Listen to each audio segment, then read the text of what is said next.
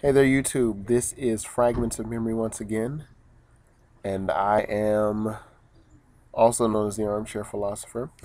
And I just wanted to discuss Mr. Testazel, i.e., the Ghetto Cyrano, his video about the thirsty Negroes. And I noticed that there are some thirsty, i.e., desperate brothers out here that are trying to find a lady, find companionship. Well, I'm of the opinion, just like in the 40-year-old version, don't put the you know what on the pedestal. And our culture sort of enthrones and worships the woman, so to speak. And I don't mean women as a whole, but women as sexual beings and sexual objects. And unfortunately, you have a lot of men who aren't really whole themselves, that aren't really together themselves, attempting to pursue women, pursue sex, pursue relationships, and yet they don't have themselves in order. So there's this fragmented, disjointed individual who now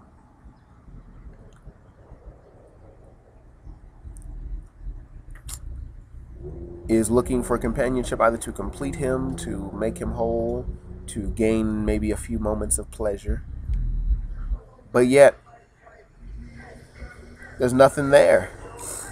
So I laugh. I laugh as me, being the guy I am. I laugh my butt off. I totally laugh my butt off. Because we see it all. I see it all the time. Sometimes when I'm out riding public transportation, or just at a bookstore, not at a bookstore, but like maybe at a restaurant or just out and about, I see guys trying to holler at some chick, and not even in a classy way or a good way, but like let me just say, hey girl, what's good? What's good, girl? What's good? And I can probably see why women don't appreciate that. I don't let women off the hook and make them innocent victims, but in this case, I think because one is desperate. And I often notice the phenomenon. I remember that women tended to respond better to me. They not necessarily flirt with me, but tended to respond better to me when I was involved. I remember a woman making advances towards me, and I even told her up front, I'm involved with someone, I can't really act on this. And she still, in her own way, tried to make little comments about being interested in me. And I remember this was when I was an adult. When I was an adult, not back in high school as my other video said, but like when I'll say I was about 23, 24, and she openly admitted, hey, I think you're cute, this, that, and the third. And I said, well, I do have a girlfriend. But somehow I didn't tell her she didn't know I had a girlfriend until I told her. And then I told her, and she still was bothering me. And I'm like, whoa. And many men have often wondered, why does it seem women like you when you're in a relationship already, in a committed relationship, where when you're single, you can't get no type of love? And then a friend of mine brought this to my attention, and I have to agree with him here, is that when you're in a relationship, you don't come off as desperate. You're not thirsty. You're not hungry. You're pretty much stable, and you can be yourself, and you don't have to put on any airs, and I don't have to front and pretend that I'm something that I'm not. And I don't have to elevate myself to this high level of whatever, just to front as though I'm better or whatever the case might be. So the quote unquote thirsty guys, nobody likes someone that's desperate. That's just how it goes. And also, don't enshrine anybody. Don't put anyone on a pedestal. Now, me personally, I think the only individual that is on a pedestal is God Almighty. You may agree, may disagree, but that's the only person that should be on the highest level of your pedestal. Not not human beings, not your job. You should still do your job, and you should still get along with other human beings and try to treat them as best as possible. But really, you shouldn't enthrone anybody to the point where you deplete yourself, or that you make that other person a god or a goddess in your life, because then they're gonna let you down. They're gonna mess up.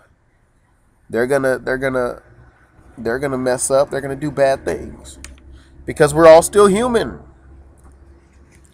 So don't enthrone anybody. Don't be thirsty, and especially in the realm of sexuality, don't make this getting the woman your god, because that woman is still a person of a different gender with a different code of honor, but still a person.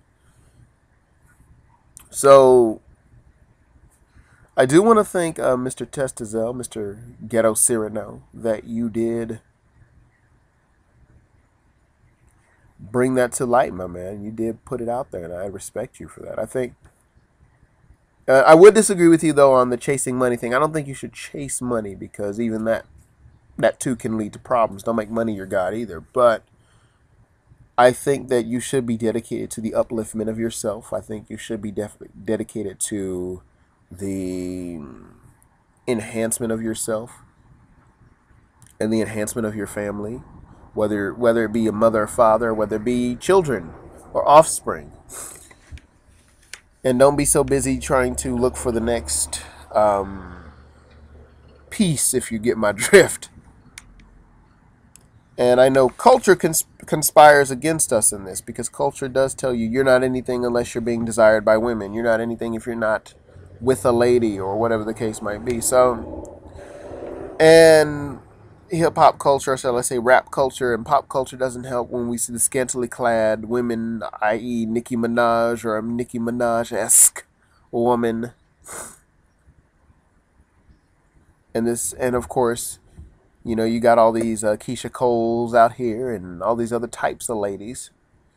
And you're wondering, if I'm not rolling with that, something's wrong with me. So that's pop culture. So that's all I really have to say. Is just that. Good old pop culture, man. You gotta love it. So culture does conspire against us. I think we need to enhance ourselves and not not try to give in to our appetite so much. Well, that's all I have to say. Thank you so much for tuning in. Take care.